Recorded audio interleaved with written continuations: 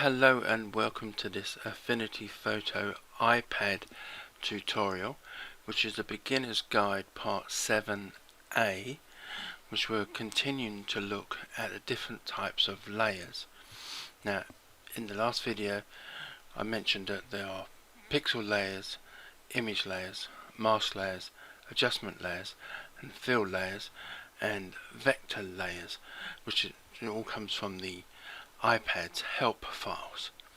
Now I do feel that there is another type of layer that needs to be mentioned, and that is the live filter layers. Now I suppose technically they probably come under adjustment layers, but I do think they are something that need to be looked at.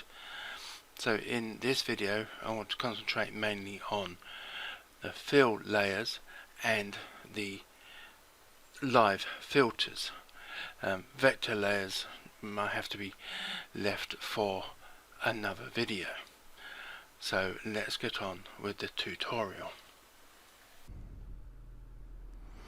Now I want to start this tutorial by looking at filters, or more importantly the live filters. Now I have this picture here which I've got from pixabay.com that I've clipped to a canvas. And if we have a look at the layer studio, you can see that this is an image file. Now the first thing I want to do is I want to duplicate this,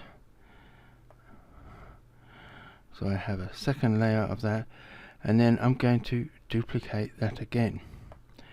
Now this is just sort of a setting up.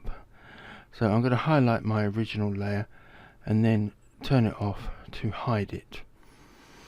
I'm going to make these two layers above into separate groups. You don't have to do this, I'm just doing this for my own benefit, so I can keep track of what is going on. And I'm just going to name this tree with filter.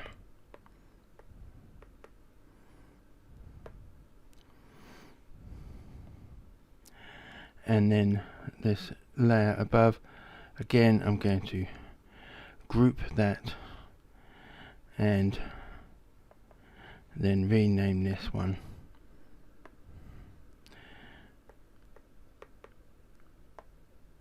tree with live filter. Okay, so I have grouped these, so if I open a group, both of these will have just the image in there. I just want to keep these separate so one is not really affecting the other, and it helps me keep track of what is going on. So this top one, which is the T with live filters, I'm going to turn that off and just work on the tree with filter group, and then highlight the image within that group. So I'm going to add a filter to this, and if I click on the question mark at the bottom, the filter studio is the about fifth one down on the right. So I click on that and we have the different filters, and I'm just going to hold on where it says all filters and move it slightly to the left to give me the different sections. So I'm going to go with blurs and then scroll up and find Gaussian blur. So click on Gaussian blur, and you can see it says Assistant has rasterized this. We'll come back and have a look at that in a minute. Down the bottom we have, I believe, what's called context menus, where you have radius, split, apply and cancel. And if you look to the left of that, right in the very left hand corner, there is an icon which is some sort of representation of what is this particular filter. So that is the icon for the Gaussian blur filter. Now I'm not 100% certain what that icon in the corner really does. It seems to sort of stay there until some other adjustment has been added, but just be aware that it is down there. So what I'm going to do is I'm going to set this to 10.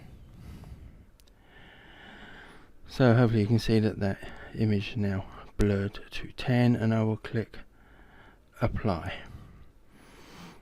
and then I'll come back to the layers studio, and as you can see, where that image was originally an image layer, it has now been made a pixel layer so that that filter can be applied to it. So let me just close that, turn that group off, turn this group on, highlight the tree with live filter, and highlight the image within. So as you can see, this is still an image layer, not a pixel layer. So now we're going to add a live filter to this. So again, if I select the filter menu, it is still on blur, but as you can, underneath where it says blurs, it's got add live filters. So if I click on that, now what will only show up are filters that can be live filters. Now pretty much all of the blurs can be live filters, which is why I selected blurs for this demonstration. So I will click on the Gaussian blur, but now you see we have at the bottom in the context menu we have a few extra options, because in the previous one I think you just had radius, there was something else, can't remember what it was, and then apply or delete. But in this one we had the radius, which again I'm going to set on 10, and as you can see, hopefully you can see on the outside edge, this it's starting to affect the outside edge of the image, this blur. So if I click on protect alpha, it will protect that outside edge, and that will no longer be a problem. So I'm going to come back to the layers, and as you can see, that blur has been added as an, I suppose it is really an adjustment layer, but the only way to get to it is through the filters. But also that the image layer is still an image layer. It hasn't been made into a pixel layer, but this is now a filter, a layer in its own right. Whereas the first way, it is sort of destructive editing, because it affected the actual image. Whereas this is non-destructive editing, because we are adding the adjustment as a separate layer, not affecting the actual image.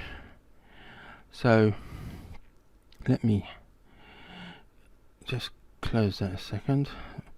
I will turn off that group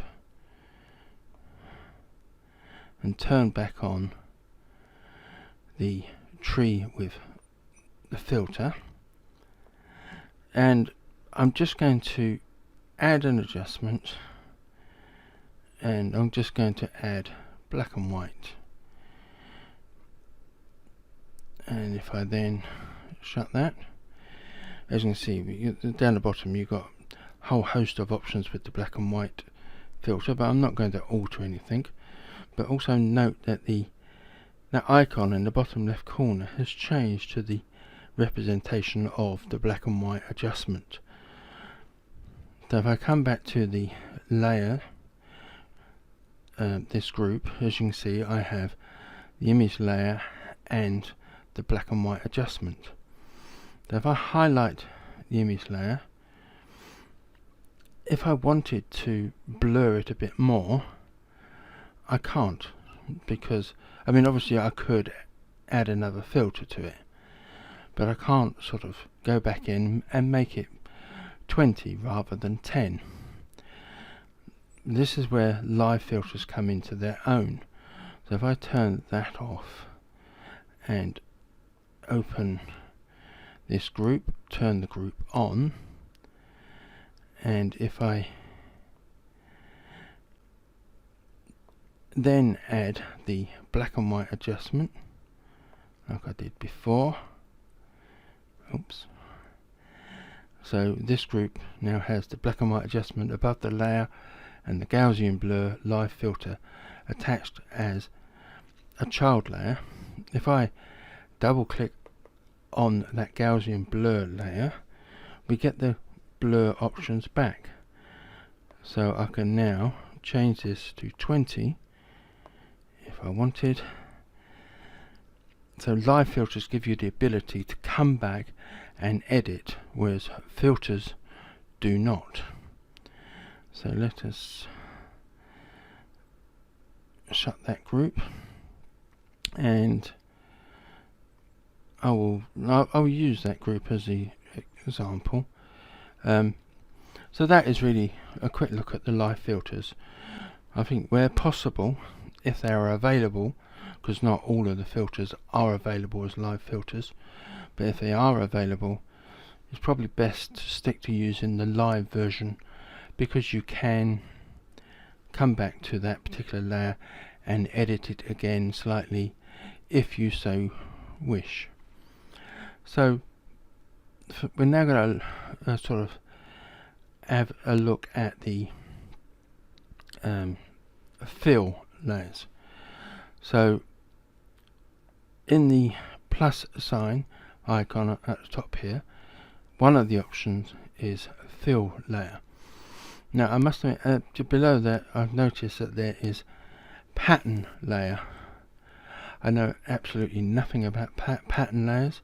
I'm pretty certain it's not available in the PC version, which I know more about, so I'm going to have a read up and look at what that does, and that will hopefully be a future tutorial. But sticking with fill layers, if I click on add a fill layer, if you look in the context menu at the bottom, at the moment you see it is set on solid, and in the color studio icon that is just underneath the layers studio, it is set to white. So it has added by default a solid white layer. But if I come back down to the context menu and click on one of the arrows, I'll click on the right one next beside solid. If I click on that, you can have linear, elliptical, radial, conical, and bitmap, which I'm going to cancel, and then none, and then back to solid. So they're the different types of fill layers that you can have. Now the solid version is pretty much just like having the rectangle, and you draw a rectangle over your layer. But there are advantages to using even a solid fill layer rather than just drawing out a rectangle, because if you draw out a rectangle and then add a gradient to it, you can't come back and edit that gradient later on. If you then decide that you don't like it, you'd have to sort of redo the whole gradient. But with filled layers, you can come back and edit a gradient. So basically all these other options after solid are different types of gradient. So if I draw a line coming down, we get the gradient, which is going from white at the top down to grey at the bottom. Now as the bottom icon is in grey, and it's also the biggest of the nodes at the moment. That is the highlighted node. So you can reverse this round. In the context menu there is reverse, so it will put the grey at the top and the white at the bottom. So if I come to this fill layer and click on the more button, I can change that blend mode to, I'm looking for overlay, which is that one, and come back to the option here, and what I will do is I'm going to turn that black and white one off so we can see how this is affecting the colours more. So as this grey is the highlighted node, I can change its colour by colouring to the colour wheel, and we'll go for a darker, I'm not going to go quite to black, but I'm going to make that darker. And then in the middle of this linear gradient is a little line. If I click and hold that, I should be able to alter at what point the darker or lighter areas start to affect the image. So let me say I put it about there. So I'm going from the making the sky darker and the ground a bit lighter. And if I change this to elliptical, now the black node is now the center point of two different prongs, for want of a better phrase, which also have nodes on them, and you can use either of these prongs to alter how far away the white is from the black. So let me reverse it now so that the white is in the center and the black is on the outside. So you could move this to wherever you wanted, say the tree, and have that coming brighter from the tree outwards. And again, you can alter the center point of the gradient and have it something like that. The next one would be radial, which is similar in a way in the fact that it will radiate from the center point, and you can adjust how that looks. So elliptical and radial are sort of similar, but the circle of light, for want of a better phrase, is more noticeable, I think might be the best phrase for that. And like I have done here accidentally, you can add extra nodes. So if I put one between that line and the black, if I just click on that, it will add an extra node, and you can make effects differently that way, and even change the color. I mean, I could change this to a lighter grey, for example, a little hint of red in it, so you have a different colouring effect. So that is the radial. Conical's a bit weird in the sense that it goes in a circle from one colour all the way around to another colour. I personally have never found a use for that particular gradient, but it is available. Bitmap is a totally different thing, whereas you use an image, and that again is a future tutorial. So I'll cancel that, come back to none, come back to solid. So that is now just a solid white that is still set in the overlay blend mode. So basically that is a quick look at the filters and fill layers. I think I've covered most of the things I wanted to cover. So like I said previously, I think the vector layers will be a different video, and I will be having a look at the patterns layers as well. So that is it. Thank you for watching, and goodbye.